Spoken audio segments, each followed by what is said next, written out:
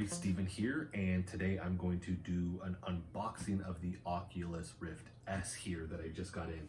So, was on the fence about whether or not I was actually going to get one of these. I was thinking I'd wait till the actual second generation. This almost feels like the 1.5 version, but with it being on sale for Black Friday, it was only $350, so I went ahead and bit the bullet and I got this.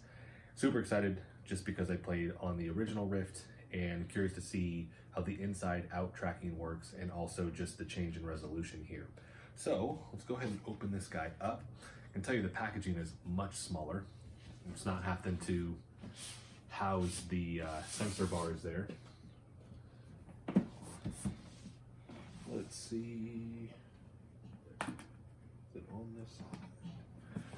Oops, on this side. There we go. All right. Inside here, is it dust? The packaging is very simple. Here's the headset here. We have the two controllers, which look way smaller. Obviously, this being flipped around also. So now that it has the inside out tracking, we're seeing the sensor bar up here versus on the bottom. So I'll probably have to get used to that. And so we have those two, and then we have this little box here, which has setup, warranty. This is the DP port adapter.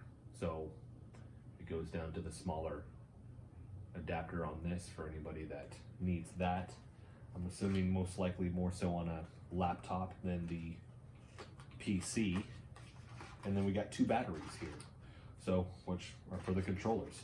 So the good news is, because I had the Oculus Rift before, in terms of going back on and setting up everything, because I deleted the app, like it was out of the VR game, right? And I did that earlier this year and re-downloaded everything. I actually kept the game files on my SSDs. I just didn't think to delete them, and it literally linked up everything for me. I didn't have to track them down.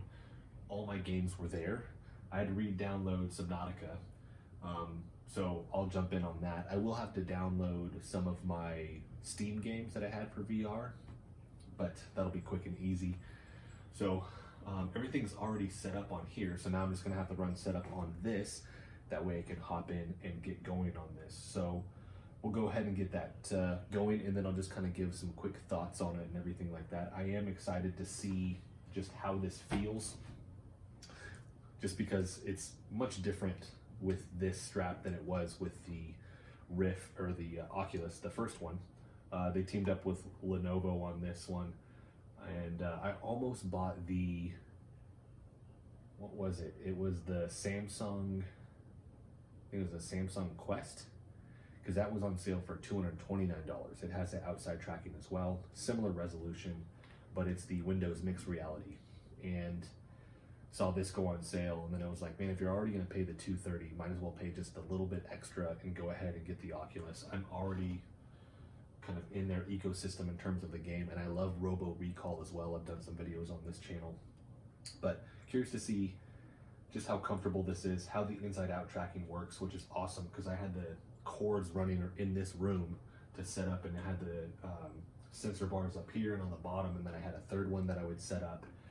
Took up all of my USB ports on the back here. I was actually contemplating getting a PCIe slot USB adapter so I could get the additional 4 USB on top of the ones that already come on this, because I got 2 in the front and I got an additional, I think 5 or 6 on the back, and it's still taking up, and I have the extender on the monitor. But I do run a lot of different things on this, everything from the I think I have the power plate plugged in, but I have obviously the adapter for the mouse, I have the keyboard plugged in, the extender for this, and then I just have stuff running off of this. So it takes up a bunch here. So let's go ahead and cut to me being in this. It might take me a minute to get this set up, but I'll talk about how long it does take, because you'll have to scan the room and get all of that set up as well, so that this recognizes kind of the boundary that you're gonna have and all of that as well. So let's go ahead and cut ahead. All right, so got all set up, got to play some games, and I gotta tell you, setup was super easy. It's actually more streamlined than with the first Oculus. I was able to hop in a lot quicker. Setup with the Guardian system was really, really easy as well. The interesting thing with the Guardian system too is that when you actually pass through it, the cameras on the outside of this actually click in. So it's a low megapixel resolution and it's black and white, but you actually get to see where you're at. Quick side tip with that, I was playing Robo Recall, and I will say make sure it's maybe a little bit further away from your desk. I watched the footage again. I get dangerously close to hitting my monitor, and that would suck because this thing is really, really expensive. I'm also playing in a slightly smaller space than they recommend. I think they recommend like a 6x6, and this is like a 4x6. And then the overhead fan here, I hit it twice with my hand, so something to keep in mind as well. But the Guardian system works very, very well. So let's go right into the pros of this, just with the little time that I've had, that I've just been able to experience with this. First, the resolution is much better than the original Oculus. Now, it's not as good as the HTC Cosmos or the Valve Index, but it's still really, really good. You're looking at 1280 by 1440. When you're comparing that to the Cosmos, you're looking at 1700 by 1440. And then when you're looking at the Valve Index, you're looking at 1440 by 1600. So it's not as good as that, but it's also not as expensive. So that's one of the things that you're going to think about with that. I don't have $1,000 to throw at the Valve Index, and I don't have the $700 to throw at the HTC Cosmos there. So at $399, I got this on sale for $350. I mean, that's a good price point, and it's a huge difference between the first Rift comparing, especially going from that to this. I didn't really notice any screen door effect with that. A little bit of ghosting, but we'll get to that here in a second. But the resolution is one of the biggest upsides to this, along with the price. But other pros with this is it's just actually really comfortable to wear. So the strap here, which I believe is actually the Lenovo part here, and you'll see this more with the Windows mixed reality headsets. I love this compared to the original one where you had the straps and you had to strap in really, really tight. This feels not only more comfortable, but just easier on my head. I don't like wearing headphones, like the big bulky headphones. I will wear them, I just don't like wearing them long term. And I don't like wearing hats or even like sunglasses because the pressure on my head gives me a headache after about 30 minutes to an hour. And that was kind of one of the things that I noticed with the original Rift, is that long play sessions, eventually it was so much pressure on my head that it would just give me a headache or sinus pressure. Now, this still is pressure on my head, right, in the front of my face, but it is much less. And the fact that this is a good angle so it cups the back of my head is a huge bonus. Easier to wear. And then the pads in here, I mean, it's just basic foam. You can feel it is, but it does its job. It feels comfortable. In terms of adjustment, the adjustment on the back is nice, easy to do. And then you have the bottom here for this. It's not the slider part. You can basically bring this further away or closer to your face. So big complaint that I've seen with other videos is the strap here. So with the cord going here and the strap running down, it just has the one clip here and it runs off to the side. And everybody's like, that's really annoying. You can notice it when you're playing. Simple fix. So I haven't seen anybody else talk about this. You can literally just run it through the strap here. It's not 100% centered, but it's pretty close. So quick, easy adjustment. I know that's been a complaint and kind of a downside for some people, but it does just have the one cord, which is really, really nice. So like I said, in-sight tracking with this works phenomenal. I didn't experience any problems in terms of that, especially when it was trying to pick up the controllers. The controllers are different just because this ring isn't on the bottom like it was for the first one. It's on top, so this has a better read on it. But I will say these are a little bit smaller. Still takes the one AA battery, and it has a magnetic strip here to slide this on and off. I haven't experienced any slippage with that. But the grip, I haven't seen anybody else talk about the fact that the grip on the controller is actually a lot better. It feels way more comfortable with that. But it does take a second to get used to the fact that this is up top and it's not on bottom. But these work very, very well. And I know the battery life with these is really, really good as well. So other things that are just really, really easy to utilize with this in terms of gameplay, the increase in the resolution makes it a more immersive experience. So right off the bat, when I played Robo Recall, I immediately noticed the resolution change, but it just felt more like I was there because you don't have that screen door effect. So that was a huge plus. I actually brought up the virtual desktop for a second, and that is awesome when I actually bring up websites and I could read text now. That's just one of the hugest indicators for me, because before I could barely read anything at all, and it was usually in that center point. It has a bigger central area that I see everything just very, very clear, but when it gets off to the side, it can get maybe a little bit blurry, but you just change your focal point and you're fine. But the fact that I can read text at all, especially in games, is huge. The thing that I did with that I don't recommend though, I just wanted to try it out. I'll play games off Steam every now and then. I've historically played Terraria. It's just cool to have it on like this huge 120-inch or whatever screen size. But I played Halo Reach, and I just wanted to check to see what the resolution was like. And it was crazy because it was super clear playing with that.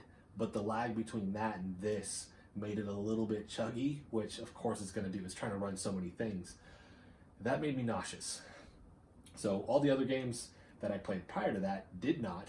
Hopping into that made me nauseous. And then jumping into Subnautica, which I'm a huge fan of that game, that just, it was too much. It pushed me over the edge. The little bit that I did play with Subnautica though, instantly I could actually read text with everything. The original Oculus, I couldn't read text enough to even see what I was looking at. So I didn't really play it on VR. This, huge difference. I could actually see everything. Like I said, it makes it a more immersive experience. So those are the big pluses with this. Overall, I'm extremely happy with this. I will say that before I get to the negatives here. I definitely recommend this. I got it on the Black Friday sale. It's no longer available, unfortunately. You could always look for another sale, but it's the lowest out of the big players, in my opinion. Or it's the lowest out of the big three that I consider the big players, right? HTC, Valve, and this. I don't really mess with the mixed reality. I almost bought the Samsung, is it the Quest? I almost got that one, which is pretty comparable to this, but I was like, I'll just spend a little bit extra. I'm already in their ecosystem in terms of I have the apps and all of that, and this works with Steam, and so I don't have to mess with any of that, and I still get to play Robo Recall and all the games I've already purchased on the Oculus store, which is easy to hop right back into. So I haven't played No Man's Sky yet. That's another big one I'm looking forward to with this, but I'll definitely be playing that and recording videos and putting that on the channel as well. But let's get to the negatives with this. So first one is the headphones here, which I don't even know if you can call them headphones. They're built in here, and this is like, I don't know if it's a negative, it's like a weird in between. You can still hear it. It's close enough to your ears that you can hear it, but because it's not directly over my ear, I'm not going to expect a huge sound quality, and you're not getting that. But with the first one, you had the ones that would just slide down and be the pad on top of your ear. The Cosmos has the same thing. What I noticed with that is my ears would get so hot and sweaty, and then I was already sweating because of the headpiece here. You just get really hot and you're like, I can't do it anymore. I'd literally tip them up and I wouldn't really mess with them. So for me, it feels like a pro in a sense, but I know some people are going to be like, man, the audio, it's not that great, and for them it's going to be a downside. The good news is they do have a headphone jack on the side here, so you can just plug in your own headphones as well. I'll most likely test that and just use earbuds. I don't want to mess with the big headset, because to me, the convenience is the big upside with this, and if I'm strapping on another huge headset, like that kind of is diminishing that huge positive that I have with this, and then I'm just adding more stuff to this, more cables, more things. So that's a kind of in between. The biggest drawback, in my opinion, is the refresh rate. This doesn't feel 100% like a true successor to the Oculus. This feels like the 1.5 version. I was thinking about it earlier, and it kind of reminds me of like when an iPhone comes out like the next year, it's like the S or whatever it is. It's like, yeah, it's kind of better, but it's not the full successor to it, right? It's just like that in between before we get to the full successor. So like I said, that's kind of what it feels like to me, and the refresh rate is the big one because they went from 90 hertz to 80. for whatever reason. I don't know why they did that. This is one panel in here, and they did change the lenses themselves, but it's the one panel. And the Valve, I believe, has individual panels, and they actually have 120 hertz that you can overclock to 144. That's going to make that a more immersive experience, where you just feel more like you're in it, right? The fact that they went down doesn't quite make sense to me. And you look at the HTC Cosmos, they kept it at 90, and I know that's been one of the complaints. High resolution, but with the lower hertz here, you're more prone to ghosting, which is what I noticed a little bit in some games. There's a little bit of chug, a little bit of ghosting with that. It's not huge. I only noticed it with a couple, and I don't know if that has to do with just my computer couldn't quite keep up with that. I mean, I'm running a GTX 1080 Ti, and I have an i7 7700K, but I did have a lot of stuff going on at the time that I was running. So I don't know if that was part of it, but the higher refresh rate would have been a very nice addition to this. Is it enough to say, hey, you should buy this? Absolutely not. Because going from 90 hertz to 80 hertz, the original to this, I don't notice that difference, right? So yeah, it's just the 10 hertz there. It's the 10 frames per second you have the potential to have. But I know the 120 and the 144 is gonna just be a better experience. Especially considering the fact that this has DP port. It has DisplayPort, and it's 1.2, but they're not even taking full advantage of it. That just seems backwards to me, especially considering a huge upside that I haven't mentioned up until this point is the fact that it has the Insight tracking in just the one cord. This is extremely portable. Now you do like the Oculus Go, or I know they have the other one where it's kind of all in one. Now you don't need anything. That's really, really nice. But for those that do want the high resolution and everything, you get to take this. It has one cord. I don't have to put external sensors around like you do with the Valve Index. But the fact that it's DP, a lot of laptops for people don't have DP on it. Like, so if I'm wanting to take this with me, I'm most likely traveling with a laptop.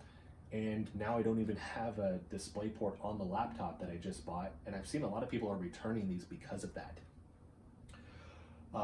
And that just, it would have been nice to, I don't know what the thought process is, if they thought about that a little bit more before they did that. Now they have said, and I saw this on Linus's review of this, like on their website, it's like, well, you can just get an adapter. I don't know of an adapter, and he says, it's like, I don't know any adapter that you can go from DP to HDMI. Like, so people are returning these. They do have the little, I don't know, dongle deal that takes DP and it goes down to the mini version of it, which is nice if your laptop has that, but if it has that. So that's another one that is just kind of a bummer. And then the last one is going to be, this doesn't have a slider. On the bottom here, this isn't the slider, that's just going this way. I can't change the distance between my eyes. So instead what they've decided to do is that inside this, they're using softwares to change the interpupillary distance here, which I messed with a little bit. It's kind of funky, it's hard to describe. When you're off, you know you're off. If it's too close, your eyes literally feel like they're almost trying to cross. When it's too far away, it feels like one eye is trying to drift off. It's just a weird sensation. Very much like if I had the slider. But for whatever reason, the slider just felt better than the software does. So luckily for me though, I have found my sweet spot. And with that, I have complete clarity. But I know some people, like, that's going to be an issue. And I've seen other people that are like, I had to return it. It just didn't work. So that really, really sucks. Now, being able to change the distance here is really, really good. I don't wear glasses, so I can't tell you, yes, wearing glasses fits in here. But just looking out the space, if you have big frames, might not work very well inside this. So that's also something to consider. But is the downside enough, like I said, to make it so that you wouldn't buy this? In my opinion, no. There's just so much upside with this. The Insight tracking is amazing. The controllers feel amazing. The resolution is a huge upgrade from the original. Yeah, the hertz, that sucks, but it's good enough right now. And the price point, you can't beat this. You could go with a mixed reality headset. I'm not saying that, but like I said, if you're considering what I consider to be the big three players, Valve, HTC, and Oculus here. $350 if you get it on a sale, $399 is a much better and manageable price point compared to $700 for the HTC Cosmos. Black Friday it was $600, but that's still a lot of money, right? Or if you're gonna get the Valve Index and you're looking at $1,000. So that is it. I will do an official review for this, although that does kind of feel like a review, doesn't it? I will do an official review with this. At some point, I want to spend a little bit more time with it. I want to play some more games, get a little bit more immersed in some racing games and some flying games, which I did not test out. But this gets a huge thumbs up for me. I'm going to put a link for it in the description box, so if you guys want to pick one up, look for a sale if you can. I know that they have, and I've just seen articles where it's like maybe next year sometime we might see the true successor to the Rift here. Be curious to see what they do with that. But in the meantime, this is a phenomenal piece of VR equipment here. So if you guys like the video, hit the like button for me. If you want to continue to follow along with all of my content, hit the subscribe button for me. I'm definitely going to be diving back into Subnautica, giving that another playthrough in VR now that that screen door effect is almost completely gone. I mean, for the most part, for me, it feels definitely gone. Every now and then you kind of see maybe something, but it's pretty much gone with this. So I'm ready to dive back in and give that a playthrough, so you can look forward to that on the channel as well. So like I said, thank you guys so much for watching. Check back soon for more videos.